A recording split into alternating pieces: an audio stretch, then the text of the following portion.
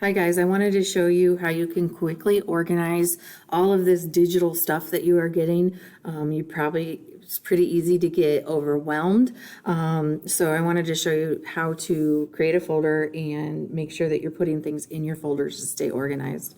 So I am starting out at the emsisd.com student quick links page. I'm going to click on Office 365 login. And it'll take you to a page that looks similar to this, and I am going to click on OneDrive. And this should open your own personal OneDrive. You should see your name at the top and all of the files, if you have any that are on here. Now what you want to do is you want to create a specific folder for this class. So you're going to click on New Folder.